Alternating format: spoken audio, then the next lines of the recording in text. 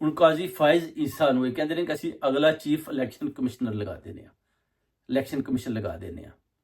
ਕਾਜ਼ੀ ਫਾਇਜ਼ ਈਸਾ ਉਹ ਕਹਿੰਦੇ ਨੇ ਕਿ ਇਹ ਹੁਣ ਜ਼ਾਹਿਰ ਹੈ ਕਾਜ਼ੀ ਅਗਰ ਇਹਨੂੰ ਕੋਈ ਅਹੁਦਾ ਨਹੀਂ ਦਿਆਂਗੇ ਤੇ ਬੰਦੇ ਇਹਦਾ ਪਿੱਛਾ ਕਰਨਗੇ ਤੇ ਇਹਦੇ ਪਿੱਛੇ ਦੌੜਨਗੇ, ਤੇ ਇਹਨੂੰ ਕਿਸੇ ਪਾਸੇ ਲਾ ਦਿੰਦੇ ਆ ਕਿ ਚਲੋ ਇਲੈਕਸ਼ਨ ਕਮਿਸ਼ਨ ਤੇ ਹੀ ਬਹਿ ਜੇ, ਇਹਨੂੰ ਬਿਜ਼ੀ ਕਰ ਦਈਏ ਤਾਂ ਕਿ ਸਿਸਟਮ ਦਾ ਇੱਕ ਹਿੱਸਾ ਬਣਿਆ ਰਹੇ। ਕਿਉਂਕਿ ਨਵਾਜ਼ ਸ਼ਰੀਫ ਕਹਿ ਰਿਹਾ ਕਿ ਜਿੰਨਾ ਚਿਰ ਇਹ ਰਿਹਾ ਹੈ ਇਹਨੇ ਤੇ ਮੇਰੇ ਸਾਰੇ ਕੇਸ ਵੀ ਖਤਮ ਕਰ ਦਿੱਤੇ ਔਰ ਪੂਰੀ ਤਾਬਿਆਦਾਰੀ ਕੀਤੀ ਹੈ ਔਰ ਮਰੀਮ ਨਵਾਜ਼ ਦੇ ਕੇਸ ਵੀ ਖਤਮ ਕੀਤੇ, ਸ਼ਹਬਾਜ਼ ਔਰ ਉਹਦੇ ਬੱਚਿਆਂ ਦੇ ਵੀ ਕੀਤੇ,